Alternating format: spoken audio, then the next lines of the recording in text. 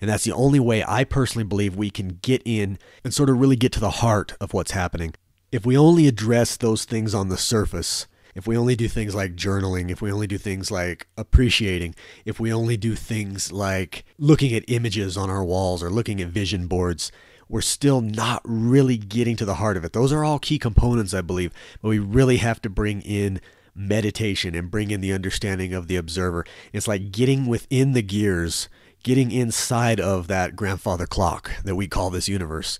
And once we get into the gears and we can see how things function in there from the observer and looking out upon everything from the observer's point of view, we can quiet all the rest of the hectic, rampant thoughts that are continuing to perpetuate the reality that exists in front of us, meaning more of the same, more of the same. And as we become familiar with what it feels like to be looking at our life from the observer's point of view, at least in our meditation, then we can also take that and translate it over into our physical reality on a daily basis. This is all about stepping into the awareness of now, finding the observer, finding where our power and our conscious awareness stems from, being able to quiet the mind and being able to then go from that point and move forward into visualizing what we truly want instead of allowing the mind to dictate patterns and routines that it has developed for your entire lifetime and your entire life experience. The next step within the meditative process would be, once we have located that place where we feel like we are connected to the observer within our awareness, we would then start to use and employ strategic visualization. Visualization aimed at our goals, aimed at our purpose, aimed at what we desire and our passion. All of the things that I brought in the last podcast can be applied in our meditation as well. Now, someone might be thinking, if you're talking about quieting the brain or the mind to get to the point of finding the observer, and then you begin thinking again, have you not lost the connection with the observer? One thing I want to make clear is we never ever lose the observer in any of this. It's just that, again, what we're trying to do is release the negative thoughts and release the thoughts that have continued to perpetuate our reality based upon what we've already been receiving. So the idea is to find the observer. How do you know when that's occurred?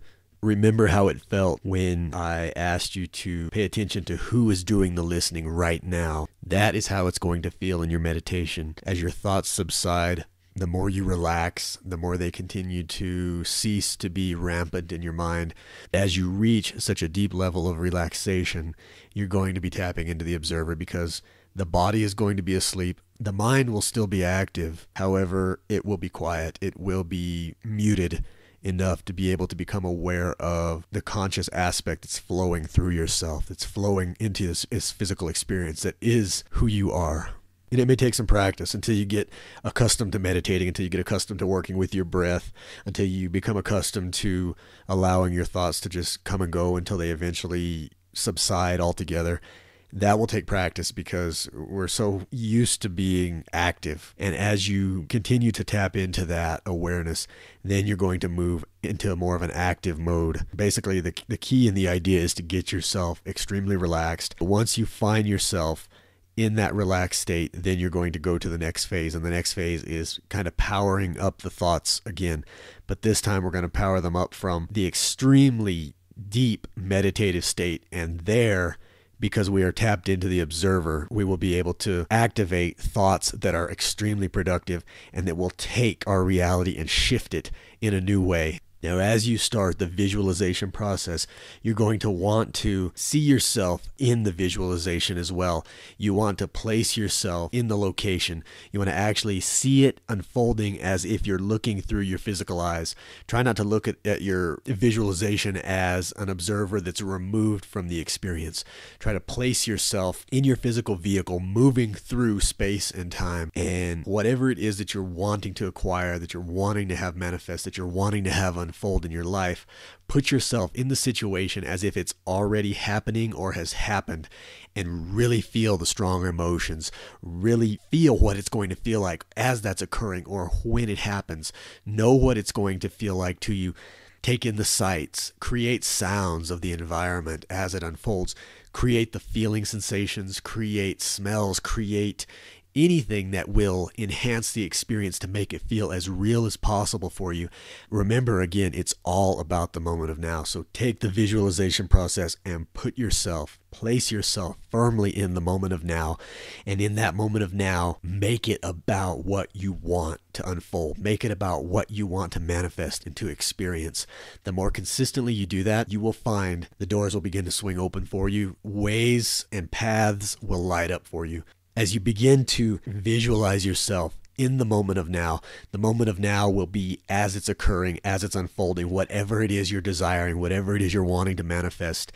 Place yourself in it consistently. Do this on a daily basis. Really get yourself familiarized with the experience and how it's going to happen and how it's going to unfold. It doesn't mean you have to plan all the strategic details of how it's going to unfold. Just take the information and put yourself right in the place of it unfolding as it happens there in the moment. The achievement of whatever it is that you're looking for, whatever it is that you're wanting in your life experience. Once we begin working with meditation and visualization, finding the observer, the next step that we can do is to begin placing imagery around our house. This is a way to be able to remind ourselves of what we're interested in achieving and bringing into our life experience. It's important to have these visual reminders because it keeps us very present and tuned into what we just worked on in our meditation.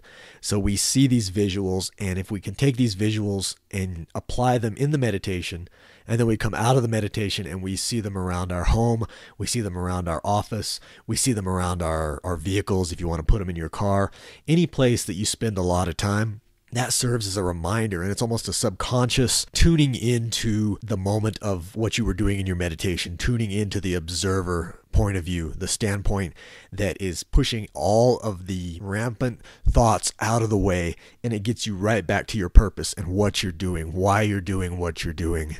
As I was saying earlier in this podcast, a lot of people will do what they call vision boards, and these are usually cork board, bulletin board type things, and you take the things that you're interested in bringing into your life experience and you cut them out of magazines. And I will print things off of the internet. I will, go to Google Images and I'll type in exactly what it is that I'm looking for, and I will print that out and I will put it onto my vision board. And to share a little bit of personal information about myself, if you've read my blog articles before, then you know that I'm pretty simple and simplistic in what I bring into my life as far as material possessions.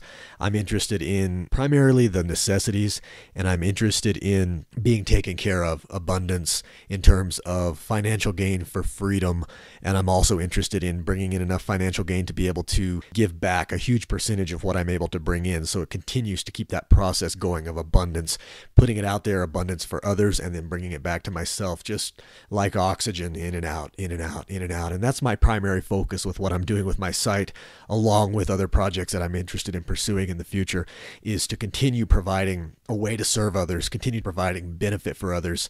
And the material things that I bring into my life only serve as a means for my freedom to do so, and also for my ability to pursue that path even further. In fact, this is what I'm doing with my giveaways, both here at Wind of the Soul and my giveaways over at seasonofshadows.com.